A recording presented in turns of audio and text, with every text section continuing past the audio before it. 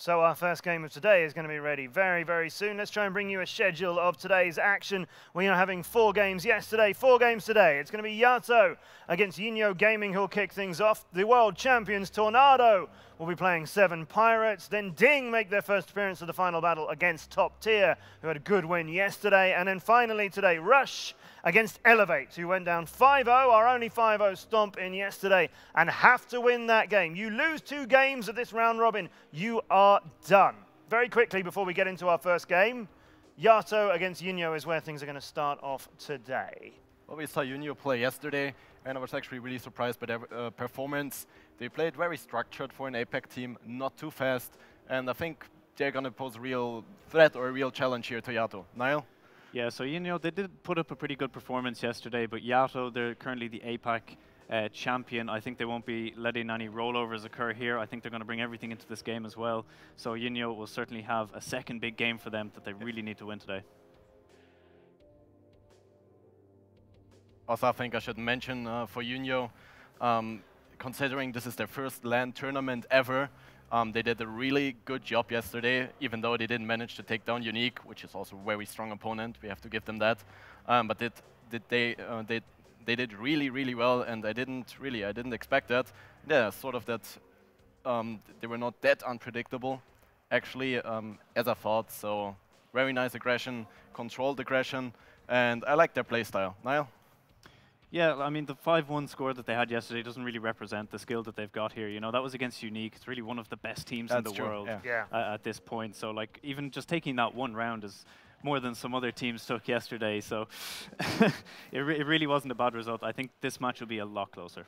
So YaTo are here as winners of our APAC extended season. They had a record of 11 wins and 3 losses during the season, and second after all of that season, but then won it all in their finals, and a really good team turning up here. And the day today, these 4 matches today, every one of these matches has a team in it we haven't seen yet of the 12. 3 of these games here are do or die matches. Top Tier, who will be playing later on, they got a win yesterday. They're in the confident, strong position of looking like they're going to make it. 2 teams will make it out of every group of 3, so clearly that's where you want to be. Everybody else today is fighting for their lives. You lose this game today, that's it, 2 losses, you are definitely out of the group. You won't be progressing to our quarterfinals on Saturdays, heading up to the semis on Sunday, and then that amazing grand final with $150,000 to the win. That will be on the 23rd of December from WG Fest. So that's how the whole thing progresses forwards. But this first game today, YiNuo Gaming are on our stage. Yeah, we saw them yesterday play. Really good performance by them. Yeah, they surprised me actually as their first LAN tournament. They played really well. I didn't expect that at all. Very structured gameplay, no overconfidence, and yeah. They look really confident. They're here in good spirits. We saw them having some fun as we started today's show off there. There you go. Cheeky looks at the camera. Little cheeky links to the camera. That's what we like. They seem to be confident. They seem to be having a good time. I mean, they seem quite prepared. They've, you know, this is YaTo now. They've attended every grand final so far. You know, experience. You know, they have it all really. So this is the APAC champion. Yeah, we have YaTo on our screens, don't we? We're expecting YiNuo first. Apologies. YaTo here. This is YaTo, the APAC reigning champion at the moment. They had a very successful season there. It's their first season over on APAC. And they won the 7th final very convincingly against Team Efficiency with the 7-2, which in the season final is really don't impressive. really have any real competition there, right? Do they? Well, they had competition from EL, but unfortunately EL was not able to attend. Yes. So there may have been more competition there, but taking that out, they were very dominant over the whole rest of the league. Definitely. And particularly with the very standard kind of aggressive play style that we see from that part of the world. A little bit of an older team as well. They had these 3 losses, YaTo, during the season, and 2 of them were to EL Gaming. The other one was to 7 Pirates, who we're going to be seeing in our next game. So these guys have come here, like I say, APAC champions, and in good shape for it. Here's Dory. He's their most accurate player. He's somebody to watch out for in this game. I think what's going to be really interesting in this match, it's going to be 2 APAC region teams facing each other. So they're going to play like a different sort of meta. It's always interesting to see how people or how teams from same region perform against each other, and I think it's going to be a different sort of playstyle on both teams. Jian on screen there with the 2,457 average damage, which is ridiculously high. 2,000 and what? 457. Well, which is all right. ridiculous. Like, that's astronomical, you know. So we're going to see him again and again on top fives. These guys as well, you may have seen them at other big international events. They've been at every grand final since 2014, but they were always invited as a wildcard team. And in 2015, they lost to Hellraisers, now Tornado, who won that thing in 2015. And in 2016, they lost to EL Gaming. So these guys have been here, and yeah, they have losses at big tournaments, but to huge names in World of Tanks. They are YaTo, RS Gaming. Let's learn a little bit more about them.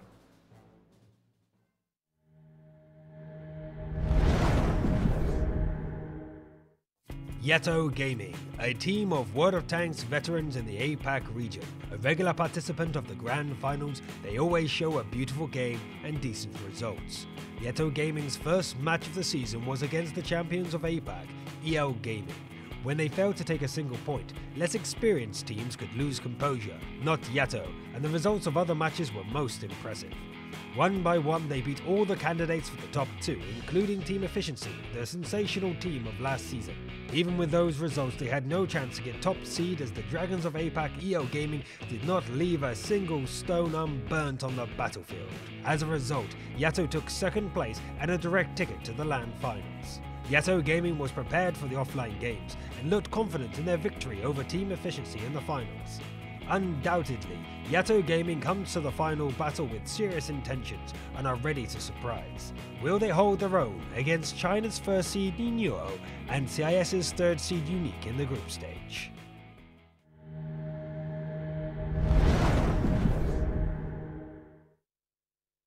APAC champions YaTo RS Gaming will be taking on YiNuo Gaming in our first match today. And YaTo look like they're here to have some fun, and I say they know what LANs are like, and this is early stages for them. And having seen YiNuo yesterday, do you think they have many concerns?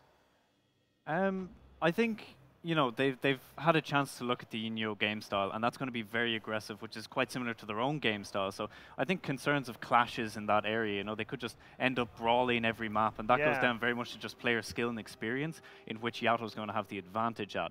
Playing at all of the grand finals, they have an old lineup, they've got loads of LAN experience. So yeah, I think there could be certainly a lot of middle clashes, a lot of brawls, a lot of pushes, very aggressive stuff. YiNuo Gaming will be their opponents, and we talked a lot yesterday about what it's like facing a Chinese team such as these guys and how hard it can be to know what you're facing when you're from the APAC region as well. Those play styles aren't perhaps quite so different.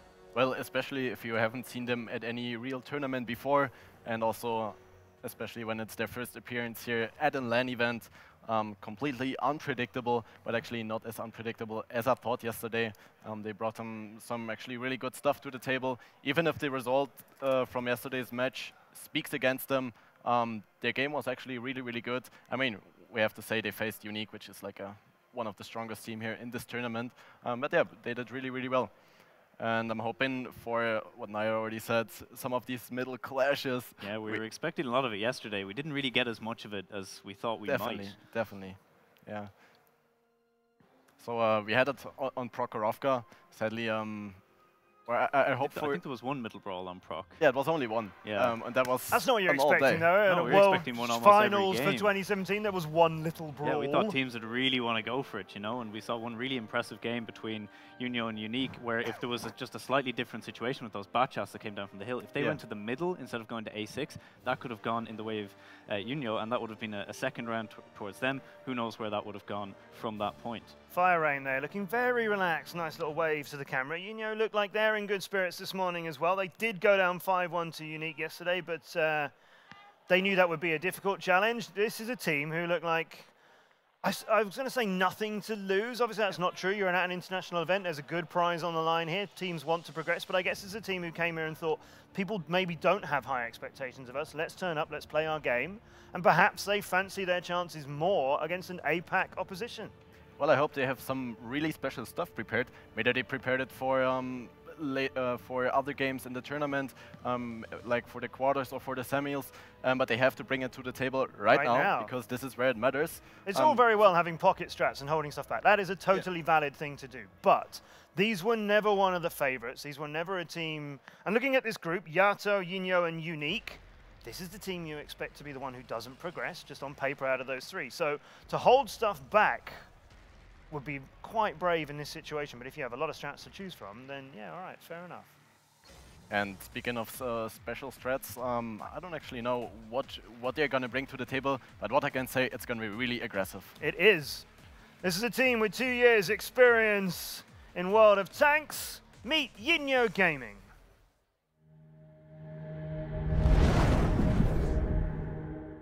YiNuo Gaming is the silver medalist of the Wargaming.net League from the Chinese region. These guys have been competing in the top tank division for 2 years, improving their skills from season to season. Traditionally, they study tactics and gameplay styles from their colleagues from the CIS region, then they mix in their own ideas. As a result, this team always has a twist upon established strategies and tactics. They qualified for the Gold Series in late 2015, finishing the Silver Series in 2nd place. Then immediately proved their skills by securing 5th place in their first Gold Series season. Last season brought incredible success to the team. Despite having a small crisis at the beginning, the team managed to qualify for the playoffs. Fighting tooth and nail, YiNuo Gaming survived the playoffs by winning 2 tiebreakers. That earned their tickets to Moscow and a chance to win the last tournament of the year. YiNuo Gaming have their chance to pass the group stage at the final battle, but will they succumb to APAC's YaTo and CIS's YuNique, or dominate them instead?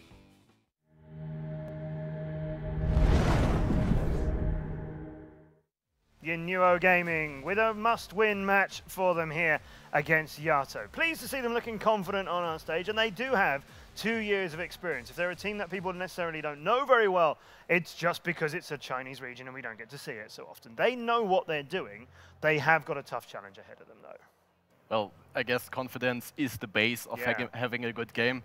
And especially, I can tell from personal experience, if you're confident, if the team mood is pretty good, then you just go with a very positive mood in general into the game, which will just make the communication between each other very easy, very simple.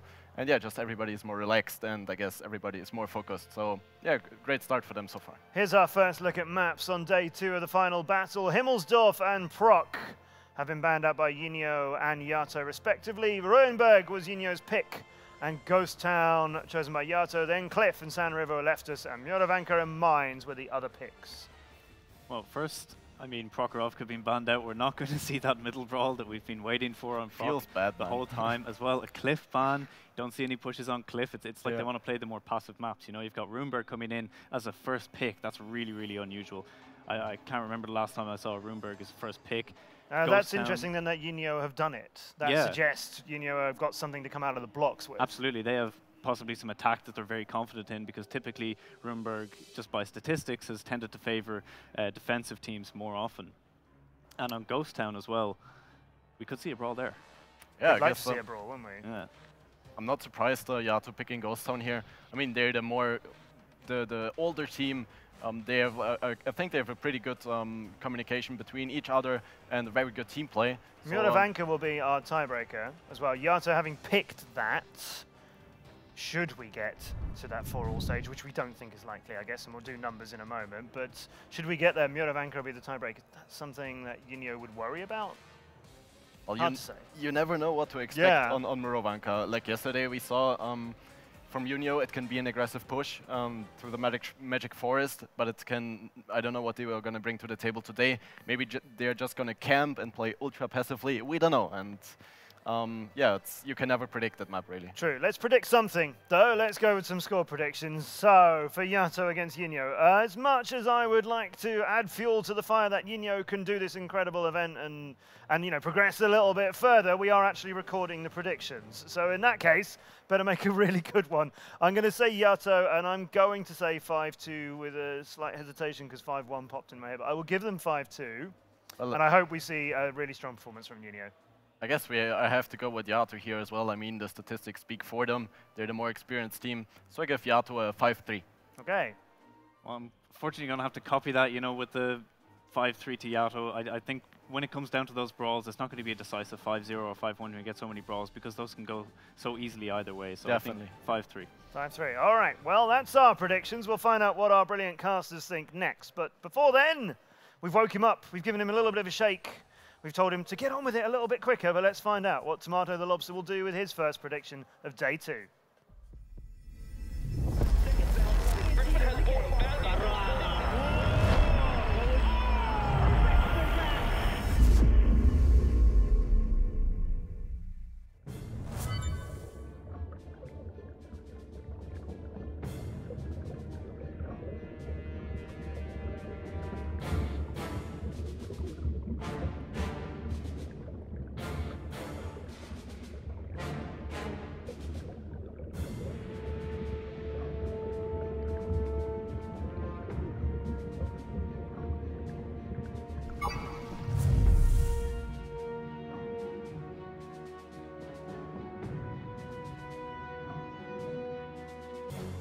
If I was YiNuo, I'd be saying, well, hang on a minute, there's a path sort of slightly down the middle of the fish tank and it slightly leans over to one side. I don't think that would hold up to like European or Russian or any of our region's electoral scrutiny. Well, see, and I told you, it's always the fish. The fish are biased. The fish, yeah, they don't help. So, and he's also got a prediction about new French heavies. Yeah, that might be coming your way as well. He knows what he's doing, doesn't he? Do you? Let us know. WOTfinals.com. That's where you need to go. WOTfinals.com. Give us your predictions and also join in online with some great prizes you can win throughout the final battle. Game will be ready very, very soon. YiNuo will be looking to prove Tomato wrong. He's been wrong. A little bit wrong. Everybody has to check. Did they actually been wrong? Would be a shame losing out to a lobster, though. Yeah, it would be. So, we've given you our predictions. We know what we think for this. Let's get into the game. First game of day 2 of the final battle. YaTo against YiNuo. YiNuo have to win this if they want to proceed to our quarterfinals on Saturday. YaTo will be looking to take a win here into their second group stage game tomorrow. Over to our desk, over to our brilliant English casters, and let's get in to day 2 of the final battle. Thanks very much for that, Matt. It is me, Hector, joined here by my good buddy, Big Daddy the Killzor, and we are ready to go for day 2 here. You're me, I'm you. But yeah, bam. Everything matters here for YiNuo Gaming, to be honest. Like it was said on the desk, if they don't take this, they're out. So it's a very important match for them. I know Elfish Guy is rooting very, very hard for YaTo Gaming. I actually made a specific point of writing down Elfish Guy's prediction of 5-2 for YaTo. So if it doesn't go that way, please, everyone in chat, remind Elfish Guy of how terrible his predictions are. But yeah, this is an important match. We've seen YaTo in the APAC League dominate against everybody except for EL Gaming. Yeah. Fun note, Reflection was also with EL Gaming. True. The team that beat Kazna Crew at the Grand Finals, the team that went on to take 2nd place. So that was two seasons ago, was it? That was the second Grand Finals. Second Grand Finals, so yes. there is a lot of experience available in that lineup. They've been around, they know what to do, and for them, this is a match that they must win as well. They can't let YiNuo take points here. Yeah, so they need to come in strong, to be honest. And the only question is, who's YaTo really been training against? Because that is the question for a lot of these APAC teams, a lot of these Chinese teams. We're not 100% sure who they've been training against. Have they been training against the other Chinese teams, the other APAC teams, or have they been doing some trainings against the Russian teams as well? It's always a good point, that, actually. Yeah, the teams, when they come to a tournament like this, the network, it's the best time to try and get relationships with other teams and try and say, hey, can we be scrimming partners? Now, right away, Daki, already we can see the lineups, who's going to be playing what here for the first round, which is going to be on Ruinberg. It's going to be, it's actually, this one was YiNuo's pick. So we're going to have YaTo on defense, we're going to have YiNuo on attack. Yeah, YiNuo on attack, that's an interesting start already, but they are bringing these IS-7s, double 113 as well. Obviously 113 doesn't quite have the HP of the IS-7, but has that extra speed as well, the IS-7 with the better turret. But you can already see YaTo Gaming. I like that guy's name. Yeah, but look at YaTo Gaming. This is a very aggressive start for them. They're going straight for the middle, because the usual play from the attacker, a lot of the time, is to drive down that F line. We've seen it less and less now, but YaTo immediately see that is a possibility and are going to be blocking that off. There is an interesting split coming out, however. There is a double 113 coming to the south. They probably want to get those into F6, F7, because from F6 to F7, you can shoot up to A7 if there's anybody sitting over there. 113s could have a bit of a difficult time because they're going to go up against the main block from the looks of it of YaTo Gaming. YaTo red side on defense, YiNuo blue side on attack. How are YiNuo going to play this one, Daki, for these tanks in that town? But this is actually decently good for them. They need to stay alive with these 113s as much as they can, because look at the A line. That's the real play from YiNuo. Yes, Kongbai is taking damage, but the IS-7s and Batshots, they're going for the crossing, and I don't think YaTo is in position to deal with this. They're going to get across here from the looks of it at the top. You can see them all spotted now as they're starting to make a move across A4, A5 on the mini-map. We're at the viewpoint right now of the two 113s, holding off the main point of the YaTo team, but YiNuo are getting across the time. At the same time for that, Surity in his IS-7 is taking a pasting down to pretty much a one-shot there. Tomato taking some damage as well, as does Hero as he moves across. Now Hate in return is taking some damage in YaTo Gaming, but right now the kind of advantage is still with YaTo. They have a main HP advantage over YiNuo, but YiNuo have got the position that they wanted. Yeah, but look at this weird positioning right now from YaTo. They're all in the F line. There is the possibility to start the cap at one point for YiNuo Gaming, but they cannot bleed too much HP like Tomato is right now. Tomato taking so many shots, he has a dead driver, that's a red symbol beside his game. Now he's down onto a one-shot, 230 health. What can he do to maneuver himself, keep himself safe in this situation?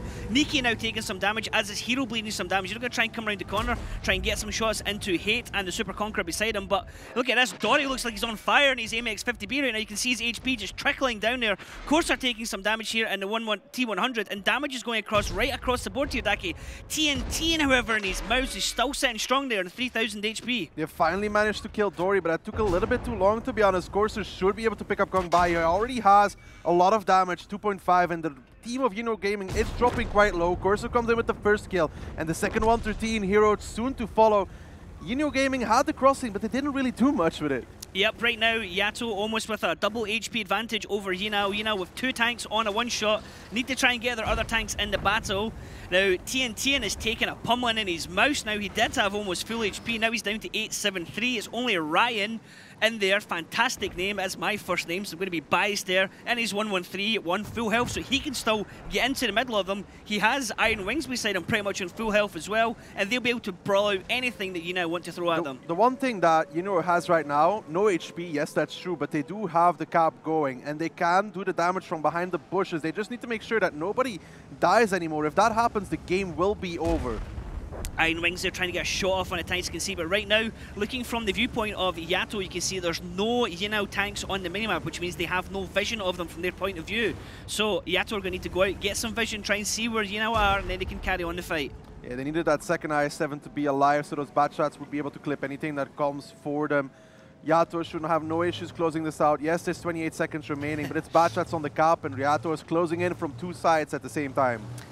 Niki and Aelios here just trying to hold on for as long as they can, but it doesn't matter which way they go, they're going to run into tanks of YaTo Gaming, and this looks like the beginning of the end for round one.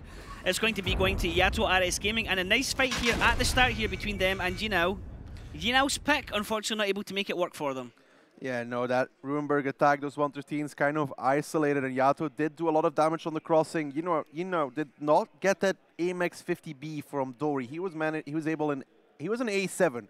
And was able to run away towards A0 and survive for another 2 minutes. You really need to kill that 50B really quickly and then start the cap again, because YaTo was all in the F line. If they start that cap, those bad shots would be safe. Complete dominance on the top of the map. From the mouse, and then they could have forced YaTo with a slow lineup with the Super Kongs, because the T100 was all the way in the south. If they got Dory out of the fight and got the two bats onto the cap, they could have made that work, because YaTo has Super Conquerors. Yeah, they had a 113, but somebody would have to commit to reset. Yep. I mean, it's an interesting pick, Ruinberg, for the first map. It's generally something I can safely say, pretty much never see during a regular season, as a team saying, okay, we're going to pick Ruinberg, but it's going to be our first pick of the day. It's not the worst thing to do, in my opinion, because Ruinberg is a 1-1 map in essence. Like it's between two even teams, it's very hard to win both rounds, both attack and defense, because on the attack anything can go wrong. Double track, ammo racks, all of that fun stuff can happen to you. Fun stuff. Double track is fun. It's real fun. Ammo rack is fun. So they have that, and if you pick that as a first map, you kind of know it's a 1-1. So you can focus on the rest of the maps. Now, if it's later on in the series, if you pick it as, for example, the last map to be played, and you're 4-2 down, then this is not the best map. Because if you're 4-2 down, they only need to win their defense. So it's good to get it out of the way and have a 1-1, and then just move on to maps that you can actually 2-0 or try and take an advantage on. True, it gets you in that situation. It's just, I mean, it's an... I don't know if I'd like seeing Ruinberg straight away. I mean, we're going to get Ruinberg, Ghost Town, Murovanka and Mines, so we're going to get two kind of city maps. Then we're going to get Murovanka being one of the more wide open campier maps, and then Mines being one of the closer maps that generally is over quickly. So, I mean, we do have a mix of different terrains and different setups for the teams to do, different tactics to do. But as they're saying on Analyst Desk, we're expecting pure aggression from both teams. This generally comes out from, you get it from... Oh, you actually listen to the Analyst Desk? Chinese teams. I listen to them a little bit, yeah. Really? From the Chinese teams, we're expecting very aggressive tactics, and then from the APAC teams, we've seen them throughout the regular season. We've listened to, you know, for example, Elfish and the other casters across there talking about them and explaining them all. So nice damage there from Corsair, though, in that coming T100. We've seen a lot of dominating performances from that tank recently. He was in the zero line, got the side shots onto the 113s, poking and probing around them, and they're not looking at him. He goes in, and then when the HP started dropping low, he moves closely and starts removing gun after gun. I mean, the only thing that I'm still waiting for is Oops to deliver their bonus code that was promised 2 years ago to a certain person in chat. You were meant to get a bonus code from Oops? No, somebody in chat was. Somebody else was meant to get one, yeah. Needed to remind them of that. That's shocking play from Oops. I know. But yeah, I mean, we're expecting aggression from the Chinese teams. I mean, we don't really know, let's be honest, we don't really know a lot about the Chinese teams coming in here. APAC teams we do know a lot about. YaTo actually coming across into APAC this season and doing extremely well. They are tournament veterans, as we're saying on the desk. You know, they've been here multiple times. They kind of know what to expect from the pressure moments. We have that with some other teams where they have new players coming in. The team may itself be experienced, but they maybe have one or two players who've never been here before. Oh, left hanging. Oh no, there we go. We almost pulled an Isne there. Almost pulling an Isne, yep. So let's have a look at the lineups going to round to Foch B coming out. I'm not the greatest fan of Foch B on the defensive side of Ruinberg. Yeah, it has 6 shots, which is all good and well. But when you're playing against a lineup of YaTo Gaming with 4 IS-7s, a mouse, and 2 bats, you are going to struggle to pen all of those 6 shots. And it's a lot of exposure time that you have to sit in the open to clip out 1 IS-7. It's a tank that cannot go around a corner very well, does not have a turret, so it needs to be in the right position, and it needs to do the initial clip when they're pushing in. If he doesn't, that's 1 combat tank on Ruinberg, gone out of the fight, and you almost always lose the fight after. And with 4 IS-7s and a mouse for YaTo Gaming, if they position their tanks well enough, that can be really hard to break through on them.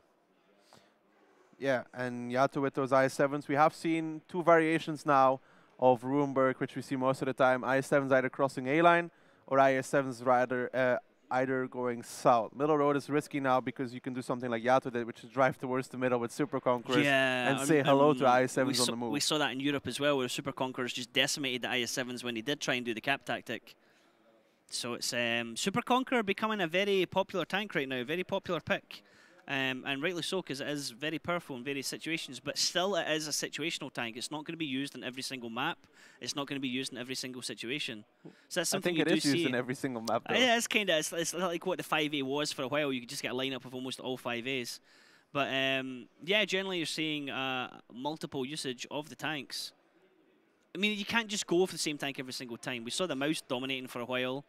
In the city maps, before the mouse, it was always the E100s. Now we're seeing the Type 5 Heavy come through.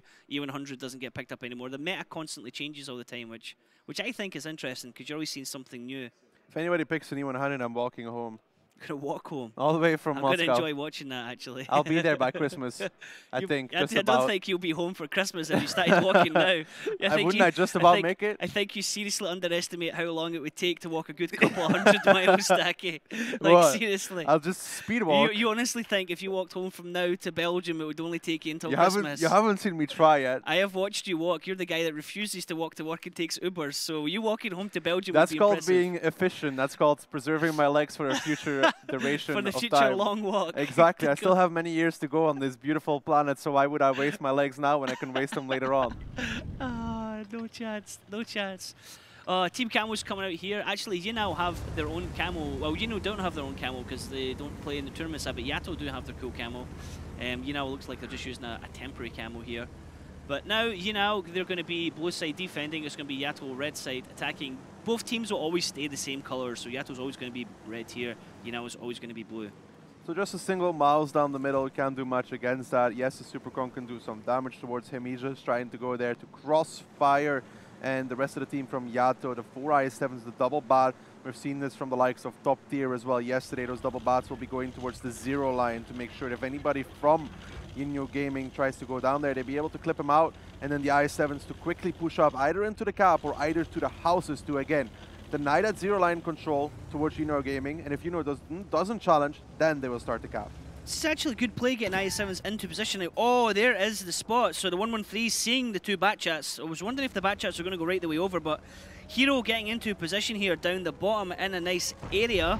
He's also there with Surity, and now the exchange happens. This is dangerous for the i7s because these 113s can start peeking over. Do the Batchats then go over and try and drop the 113s? Kong Bang is the one that takes the first bit of damage. The i7s will now group up on those houses and start pounding those 113s. Once they do that, once they kill one of them, then the Batchats will come in. This is not a good play for YiNuo Gaming. The damage there. Surity down now into a one-shot. The Batchats are going to come over. He's going to get dropped. Then the focus fire is going to come into Hero. Watch his health bar just drop like a rock right now as he is down to 795. Next shot coming in. Kong Bao in the meantime, he is gone in an instant. Now YaTo has taken some damage across the board right now, but they're in a super strong position because YiNuo now have 2 tanks less in this fight, and they're about to have 3 tanks left in this fight. Yeah, this game is over for YiNuo Gaming. The Foch B on reload, the AMX 50B on reload. Kong Bai somewhere out there in the middle of nowhere by himself, and Tomato, played by your very own Ryan Hector Murphy, doing things we don't understand as we expect. We had Tomato and Ryan each here. I mean,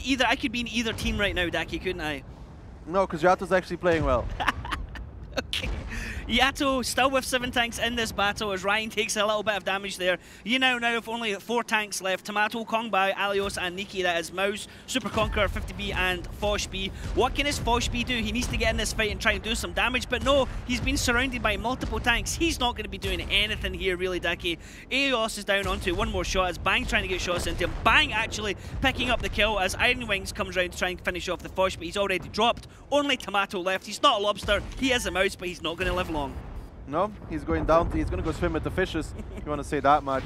Yeah, YiNuo Gaming, the setup right there is just not going to work out for them. You have a Mouse, an A7, a tank which is slow, a tank which cannot reposition quickly. He spent probably most of his game driving towards the fight to then die. Yes. Double 113 going down zero line, supported by a Foch B, a 50B, and a Super Kong. When we see teams trying to defend against this, they have pretty much all of their tanks in that little city ready to fight. YaTo Gaming with the normal move, go towards those end houses. The 113 is not hull down from there. The i7s remove the first one. Then you keep pushing to distract the Foch B, to distract the 50B, who are probably on reload already anyways, but you push into their face, and then the 2 Batchats have free reign on towards the last 113, who's just sitting in zero line, nobody to support him. You lose 2 113s for free, your 2 autoloaders out on reload, you lose your next Super Kong. Kong Bai, I have no idea what he was doing, to be honest. When we've seen that before, when you have the tank down, I think we saw it with the T100 being down in that area. When the IS-7s go to peek over, they were punished heavily by all the other tanks in the middle of the town. It was Super Conquerors that ripped into them, but there was no real response coming like that from YiNuo. Like, YaTo were free to do whatever they wanted in that situation. Yeah, YaTo just had complete control over that round. There was really nothing to be done for YiNuo. They just didn't have the setup. This is what I'm talking about. There's nobody here to support Hero at all. Like, there's nobody. Who's going to support him? And then Kong Bai is over here. I don't know why he was over there. And you just lose gun after gun. And like you're saying, the Mouse is like in the middle of the area, completely out of the team fight. And even if he was, everyone's just going to ignore him because it's 3,000 HP. That's going to take a while to go down, and they can just focus on the other tanks that are more of a threat, have a higher DPM. Yeah. So for YiNuo Gaming, they just need to forget about this map, to be honest, because they just didn't have the setup to make it work. And it was their pick as well. Their pick. Perhaps they just knew that, you know, they wanted just to get ban out of the way, maybe. They wanted to ban the other maps, and they knew Ruinberg was their weakest, so get it out in the beginning and recover from that point on. I mean, in fairness, their first ban was Himmelsdorf, and then their second ban was Cliff. But I mean, damage coming in here is TNT in actually in the Mouse, doing almost 4K damage. He has those cross shots into the little city from the middle road, so. Nikki and the Foch actually doing a good bit of damage in that area, but it's not enough, sadly. I mean, that's the only player on YiNuo who's in the top page. Yeah. There's no souls for YiNuo Gaming in that one. Just ketchup, to be honest. Man's not hot, Daki. You done now? No, I don't want to take off my jacket, I'm sorry. Okay. But yeah, there's just Ruinberg, forget about it, move on, because you can't keep thinking about those 2 rounds. They had an initial good play on their attack, which could have worked if they did the right moves after, but on their defensive side, the setup was just not there to defend. Ghost Town, however, coming in now. YiNuo Gaming with double IS-7, 3 Super Kongs, 50B, and a bat. That is a lineup that can go towards that Northern Cap. Looks like Northern Cap at least, because you have those IS-7s. Yeah. Otherwise, you just bring 4 Super Kong and like 1 IS-7. And for the side of YaTo, you have that STRV. We've seen it yesterday, though. That tank does not always get up. Oh, man. Depends if Unique's playing it or not. So many people trying it, so many people trying it. Hopefully they can do it. I mean, we see double IS-7 coming out on the attacking side of YiNuo Gaming, so potential North Cap shenanigans. They are all heading that way straight away. Multiple Super Conkers. Remember, Daki, we used to see like just multiple Mouse and Type 5 Heavies. I was saying this to Mojo yesterday. Super Kong just has a DPM to make sure that that Mouse, that Type 5 Heavy does not do enough. Okay. Let's see here if they can do it. Yeah, that's Unique to take some lessons. Impressive. I'm sure Elfish will be really happy to see that YaTo is showing everyone how to do things right now. If this was team efficiency, Safo would probably be flipped on his roof by now. Wow, Daki. Wow, that is that's like you just kick a man when he's down. He can't answer back right now. But it's not like he was going to answer with in-game performance anyway. He'd be upside down asking for help. Okay, let's see how this goes. 2 IS-7s going into the cap circle as predicted by me, Daki. They're going to set something up here.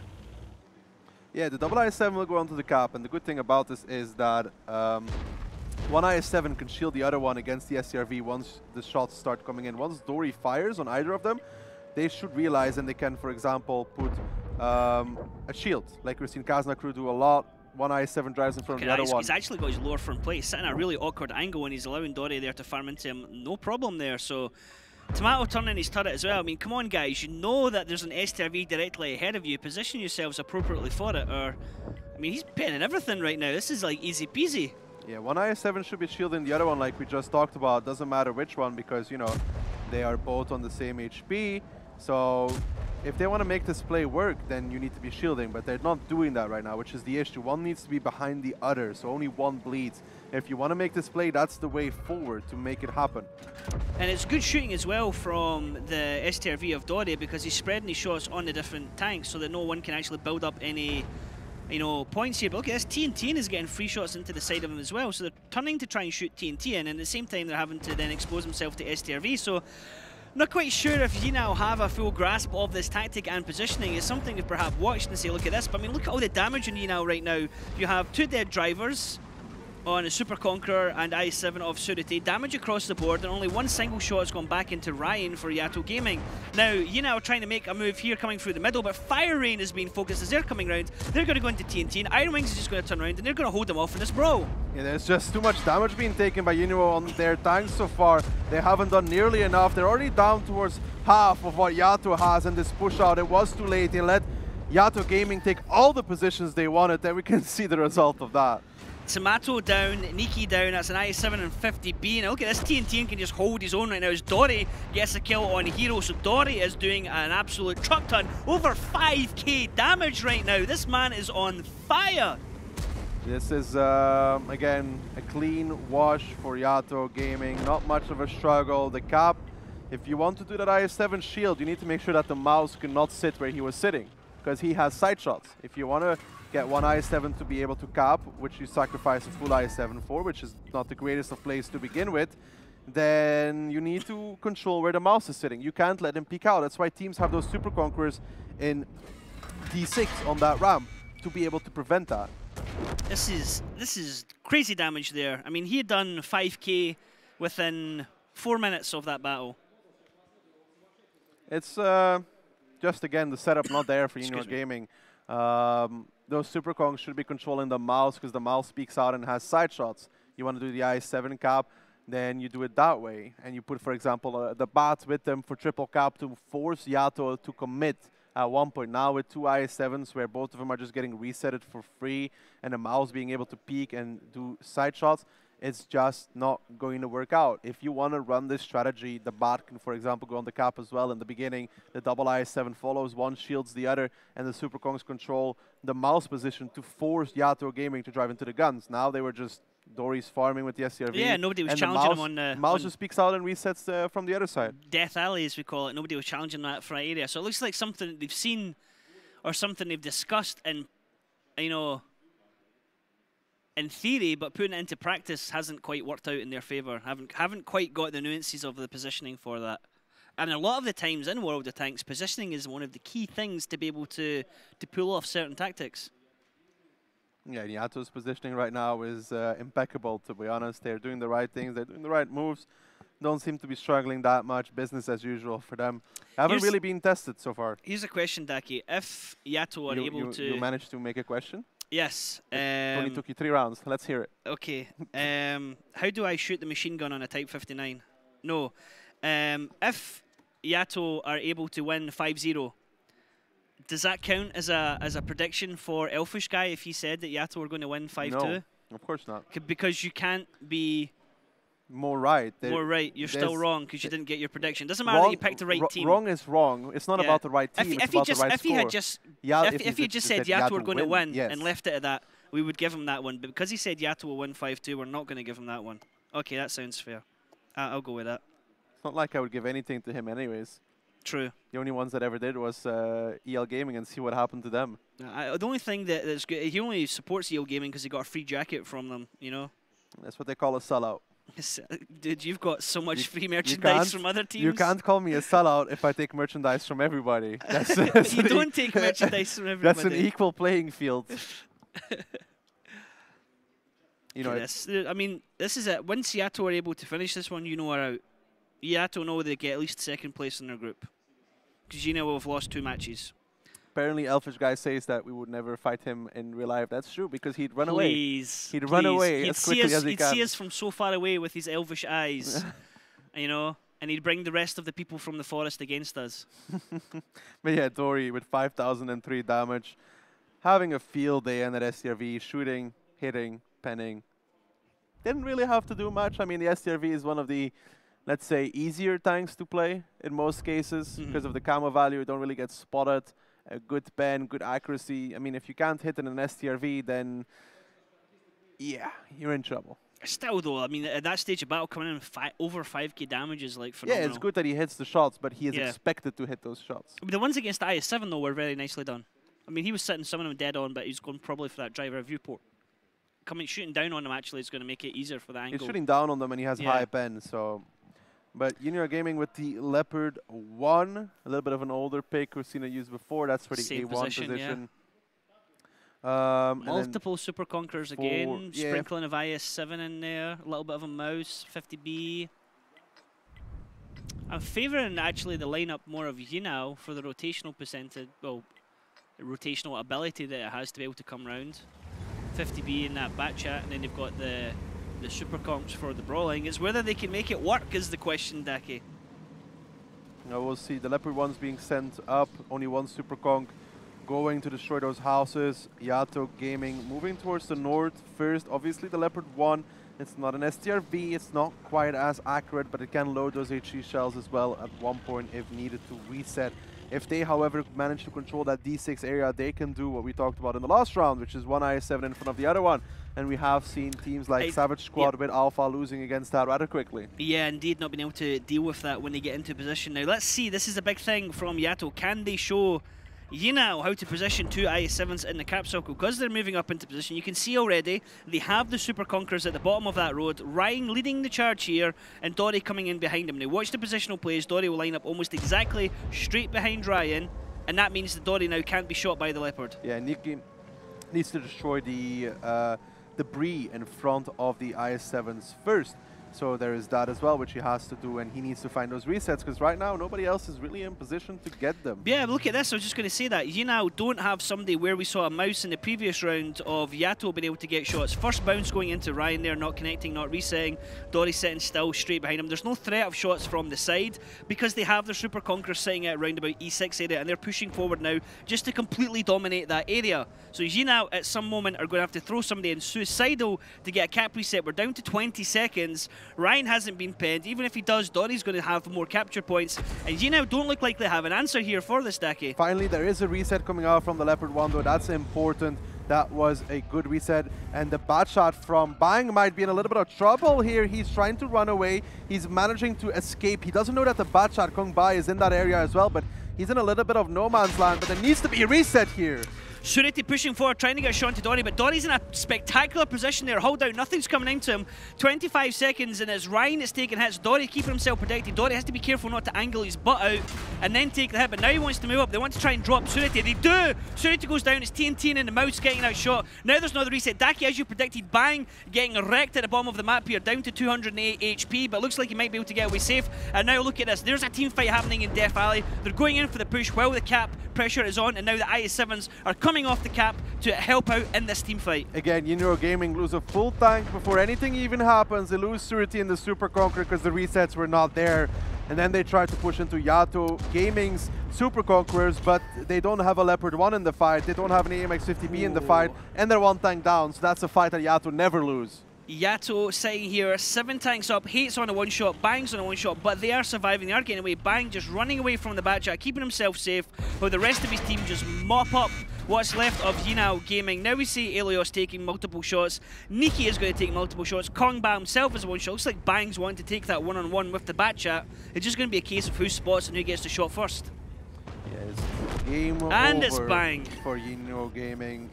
Again, too many guns out of the fight, really. Too many guns out of the fight. You have the Leopard 1 out of the fight. You've already lost the Super Conqueror, so that's 2 tanks not being able to contribute. And then you have an AMX-50B, which is in the south side, where YaTo only has a bad shot. So that's 3 tanks that can't contribute to the fight, because 1 is dead and 2 are not in position. Yep. And then you push into Super Conquerors from YaTo Gaming, who are waiting for this to happen.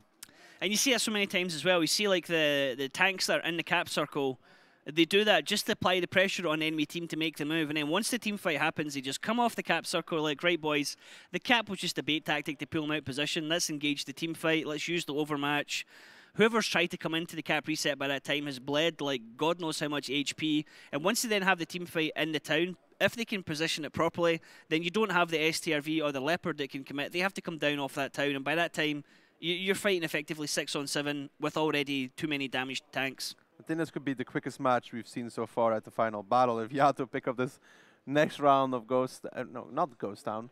The next one is going to be Murovanka. Murovanka. And it's YaTo's pick. So YaTo will likely have something ready to go here for YiNuo. I would be honest, right now, I wouldn't be surprised if YaTo just go all in for an immediate cap rush and just put pressure on YiNuo. We've seen it so many times when teams are 4-0 up or something like that. They're just like, let's just try and end this match. I mean, yesterday was a quick match of Oops and Elevate, unexpected. Elevate, I don't think anyone can actually say what really went wrong. Nobody really knows what went wrong.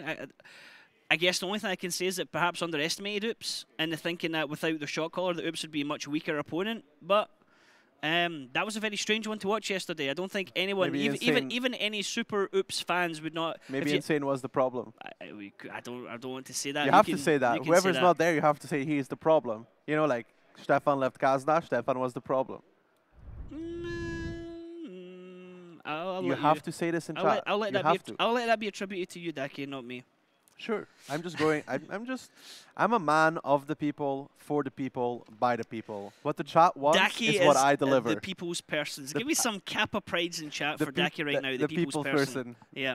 That could be your new title. You can call me champion of the people. Daki or people's champion. Daki, the people. No, because that makes me think of The Rock, and you're definitely not the people's. You're definitely not The Rock. Mankind maybe, but not The Rock. You're not the people's champ. I would say champion of the people. Okay, I'm okay with that. If you smell what the Daki is cooking, it could be your catchphrase. I don't cook though. You warm stuff up in the microwave or you order food in. Depends on the day. But Murovanka coming out, YaTo Gaming, they might pull a old Navi here. You know, just put 3 matchlets on the cap, see how it goes. I would go for it, honestly. I would at this stage, if just 4-0'd another team and the other team didn't seem to be on the same page with you tactically, I'd be like, okay, boys, let's just cap rush them and force a fight. They have to be confident in the team fights that they could easily take on, with what they've been seeing before. Yeah, I think they're comfortable beating, in any sort of game right now, at least. They're 4-0 up. They have no issues whatsoever so far. It really hasn't brought anything to surprise them, to challenge them. It's very standard, and YaTo's just better at it's like the standard tactics, and they don't. I mean, like they do the double IS-7 tactic themselves when they're on attack, And then when it comes to the defensive round, the enemy team does the exact same to them, but they don't have an answer to it. So it's not even like, why don't you just do what the enemy team did to you? They didn't even do that. So seeing a 5A come out actually for the first time, I think, for this entire tournament so far, Daki. 2 of them being picked there from YiNuo on the defense. Interesting pick. That means aggression, because the 5A is the quicker tank. I mean, it has to be aggression, otherwise she would pick an IS-7, right? Now, they are splitting off to both sides, and I'm wondering, are YaTo going to go all in? They're only sending 2 Super Conquerors that side, so actually, YaTo are going into the bushes. As T100 is spotted immediately by the bat chat, so Kong Bao immediately gets lap. He knows somebody's over in that area. I just, you know, at special request, I will apologize to Safa. He has never flipped his STRV, but he's flipped pretty much every other tank in the game. I'm pretty sure he's flipped a bat chat at least twice on Cliff. Yeah, I mean, flipping everything but an STRV. Let's be honest, if anyone was likely to flip an STRV, it would be him. Yeah, so that's why they don't let him play him. It's a safe bet. They just don't let him play him because of that reason. Mate, we need it to be, you know, can you play? I know it's Australia, but you need to play the STRV right side up. You know. He's like, let me flip. Up is down, boys. Up is down under. Up is down, down under. He said, "Do you speak in my language?" So far, YaTo are just spreading across the map. This is standard. This is what we saw Kazna do a little bit with the Super Kongs. Ooh, that's a nice shot on towards Tomato. Ryan and Iron Wing is going to be protecting the back. That's how we saw Kazna crew set up as well on their offensive round. They have everything covered, and they will start to clear the east. Now, if they keep going for this, the question is, are they going to find Kong Bai? Can they find him in the bush? Can they actually clear him out? Because that's the main important thing. Wow, it was a clap of thunder in game, I think. Or somebody just knocked something over behind us. Who knows, Daki? Dory and Course are moving up here to catch up with their teammate Hate in the IS-7. Pushing down here towards base 2 and seeing if they can spot anything out in that area. So you can see Hate in the IS-7 starting to push up. He will go K-line to clear out the bushes and figure out. Obviously, the IS-7 is the best pick for this, as he has that strong, sturdy turret, which is unlikely to be penned by any of the guns from YiNuo Gaming. Maybe a lucky pen here or twice. Obviously, the IS-7 does have a weak spot. The cupola on top on the turret roof, you can hit that if you're an elevated tank, but that's like a 1 in a million shot, pretty much. He's very close to the road here, though. Hate taking a hit, 370. He's going to drive right up, so close to Kong Bang, but the bushes that he's in is going to be at least triple layered there, and Hate is not going to spawn. Pretty much have to drive into that T100 to be able to spawn from that area. Yeah, but if he keeps pushing up, he would find him. I think Hate is just afraid. If he takes another penning shot, he will not keep pushing up. So that's the savior of Kong Bai, but it's still, he's very close. If he goes towards the next dip, he will proxy spot him. And the Mouse is able to get across TNT and get himself into that area, unchallenged pretty much, and that's going to put further pressure on YiNuo Gaming, who are just getting squeezed into this corner of the map. It's generally what happens in Murovanka, is the defensive team always ends up stuck in this bottom left corner and finds it very hard to break out and get map coverage, because once you have the map coverage and the angles, you have pretty much a lot of control over the entire match. Tianjian here. Excuse me. Trying to find the bushes. Kong Bai is going to be safe for now. There is a little bit of a giveaway there.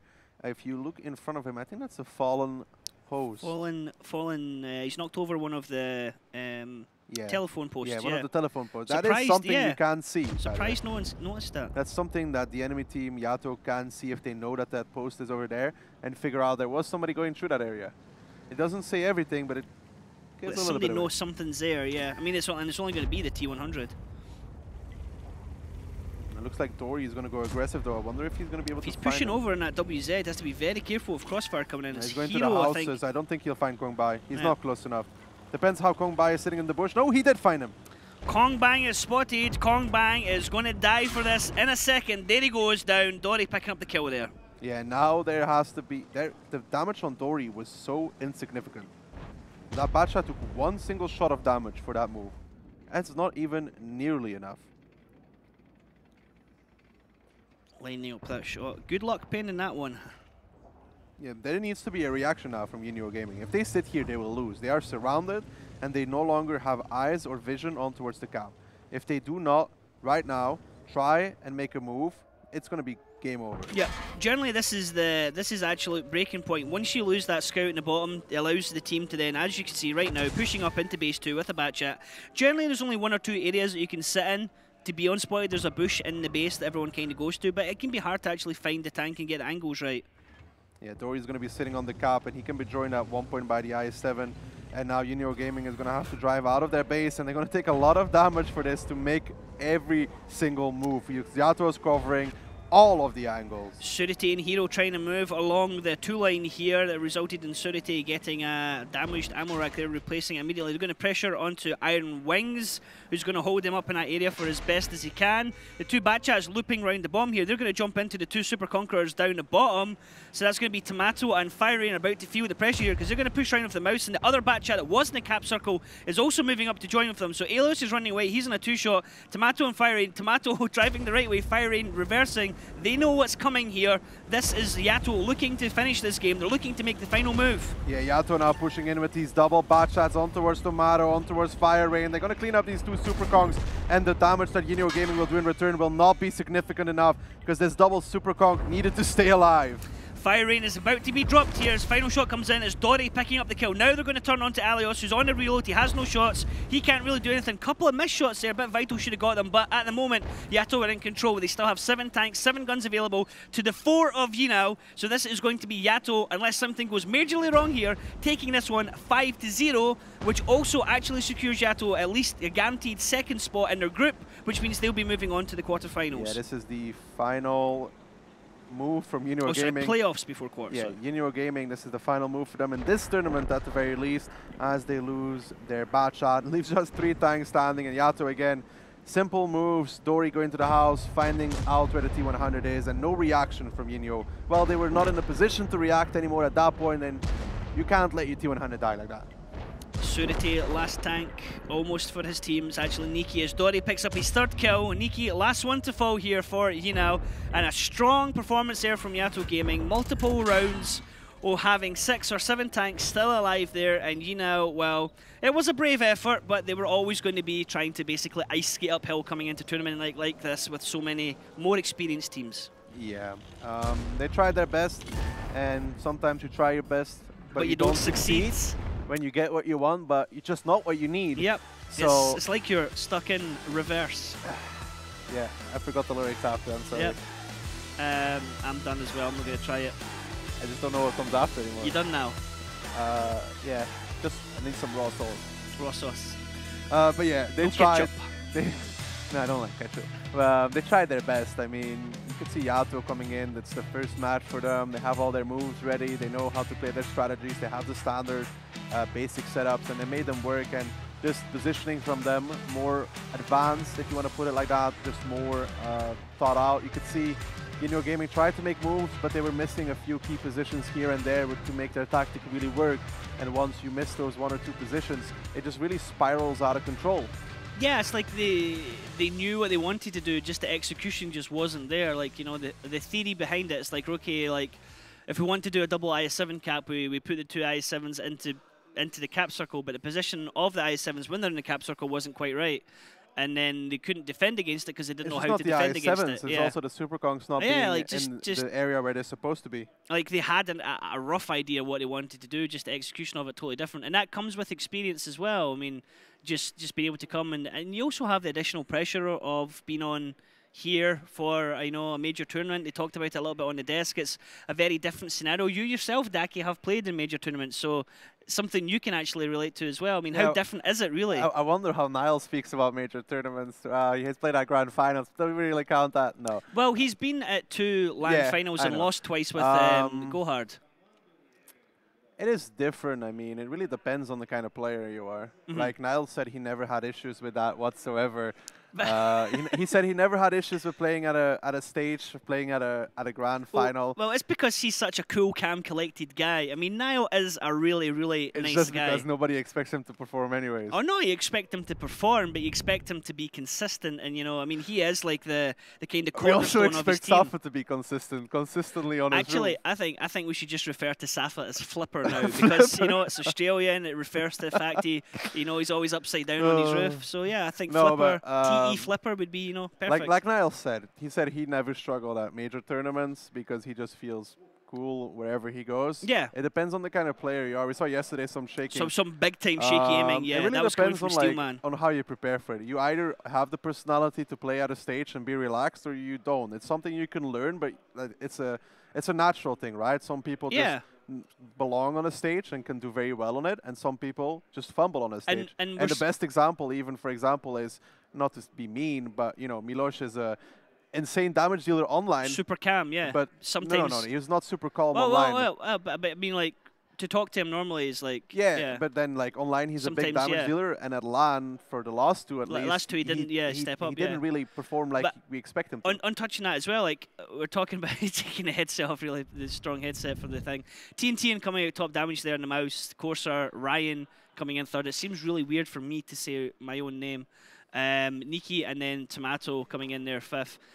Something else is like we're saying, like, you know, perhaps YiNuo don't have the experience, whereas YaTo, they have been experienced. They have been on the main stage at grand finals before. We've had the big major tournaments.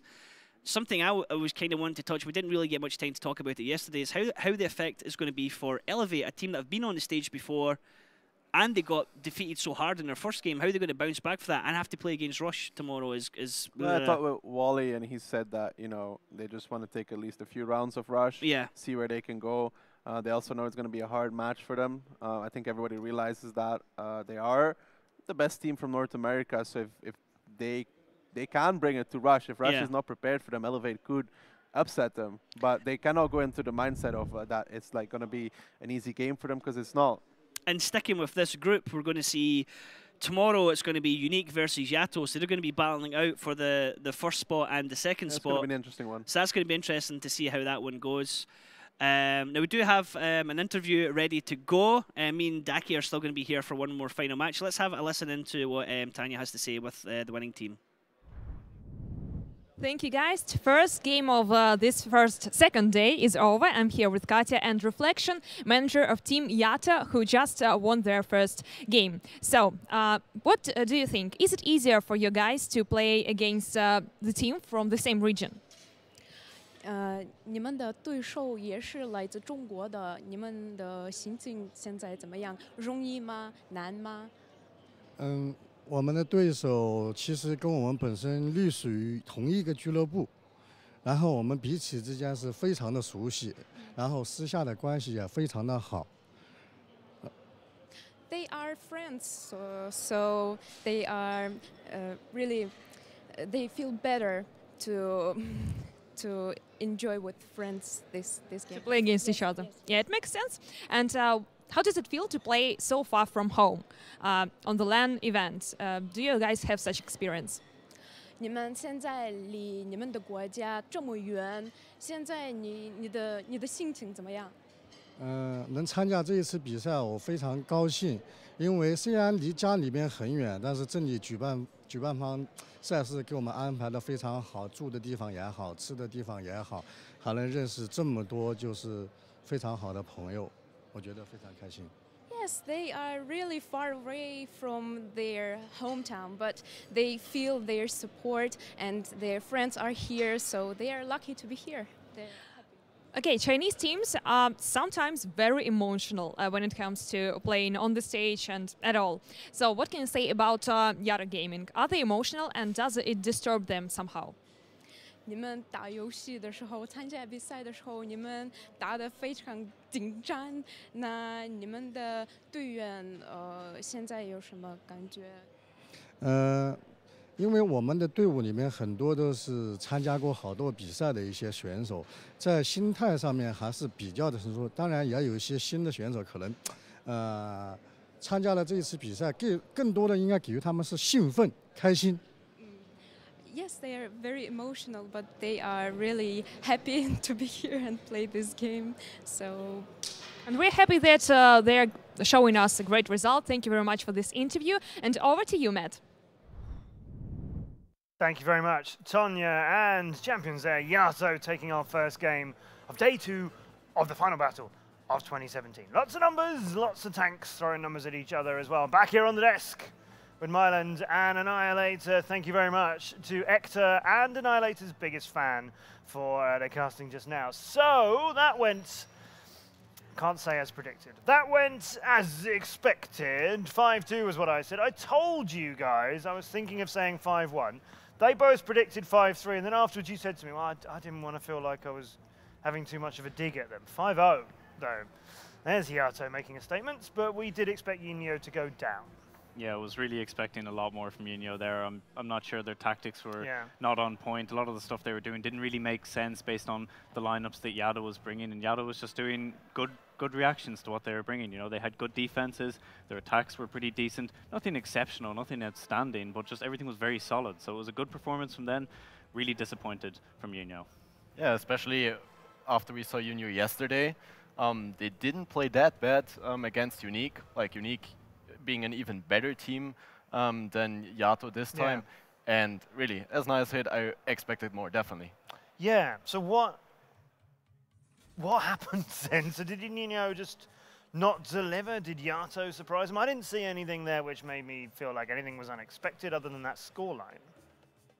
No, maybe the teams are very familiar with each other. Yeah, maybe it seems that way from what they were saying in interview. They know each other. YaTo was maybe very familiar with how they expected them to play. They just had prepared better. That's always possible.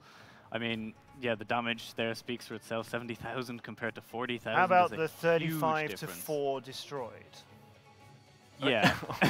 I just noticed that. Wow. We don't normally look at that line, right? We immediately go to the big figures, which is, you know, the damage is 77,000. Okay, but how about those little numbers at the top and how little I don't think I've one ever of them seen is? 4 across 5 rounds. I've never seen that I can remember in my life, you know. Normally you see like maybe 10 or 15 on a very, very hard defeat, but to not even... the shots aren't that out of proportion, you know, it's roughly sort of 50% more. No, that's not quite right, but, you know, compared to the 35-4, it's not in proportion to that. Yeah. They're making their shots. They hit as many as YaTo did. They blocked more damage, but all of those things pale in insignificance. You try and look at them to try and understand it, and nevertheless, it doesn't quite add up. 4 destroyed YaTo tanks in 5 rounds. Yeah, I think what really happened there a lot wasn't only on Ruinberg. We also saw that on Ghost Town, saw that on Murovanka. Basically, YiNuo was trying to get some sort of cap rush, just try to cap, and then there was always something from YaTo. On Ghost Town, they had something boosted. On Murovanka, then they lost their scout. We can see that here. The STRV there from YaTo is boosted, so basically no chance for these IS-7s here to cap. And these IS-7s aren't even shielding, you know? Yeah, usually if you do that setup in the cap, then you would have the one IS-7 shielding the other one, so the one behind can't get reset.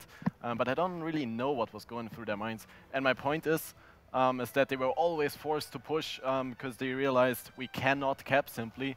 And that's definitely, or always what YaTo wanted. They were just ready, waiting there, set up, like, come on, you can't cap, you need to push. And YaTo was just waiting for that every round. And the longer and longer they wait before they make the decision, the worse and worse their push is going to be, because they're losing HP, they're potentially losing tanks, losing positions. They're losing so much just on the lead up to what should be the battle. They've already set themselves out as a big disadvantage. What you already mentioned before the game, the better personal skill by YaTo. We can see that here in the shootout on Ghost Town. I mean, the positions by YiNuo Gaming weren't that bad, but I think also the personal skill, which is aiming your shots, shielding, and also in general team play, just playing together, focus fire, was just way better by YaTo here, and that's why they also, took down the focus fire on city maps like Ghost. Particularly like Ghost is probably the biggest focus fire map, where you need to have all your tanks hitting on point at the same time, and YaTo was really doing that throughout all of their fights on Ghost Town. They were actually really, really good. Yeah, and especially with if you have big guns like Maus, IS-7s, you know, it's a 490 alpha, and you reload for over 10 seconds, so you really want to be sure that that shot hits and really does damage. Yeah, same goes for the Clippers. I guess you know that. You want to hit every shot. You really want to do damage with every shot. And I saw that we saw there a bad chat 1v1, both missing one shot. I was kind of running around funny. on 1 shot's worth of HP, and as well on the lineups, we didn't really see YiNuo take super heavies. that I think they should have taken, particularly for their defense. You know, they had, I think it was a Leo on the boost, they had a Bat in the set. Super light.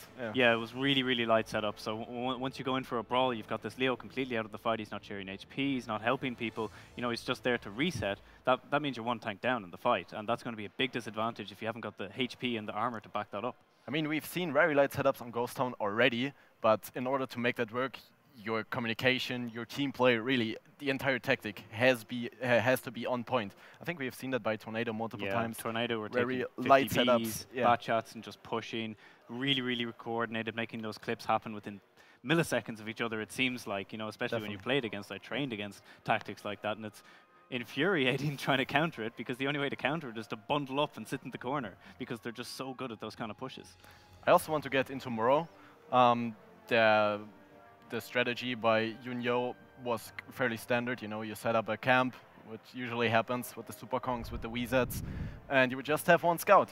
But yeah, that was a crucial moment here. Dory allowed to cross the field, like basically for free. Took 0 damage here, and yeah, the light tank got spotted there. And I think he actually got spotted because he didn't have a cam on it. Niall, you think with a cam on it, he would probably? I think he'd probably get found out anyway, because all Dory has to do is move a couple of meters outside that house, and I think he'll find him very quickly, because it's not that far away. You know, it was quite an aggressive position to take with the light.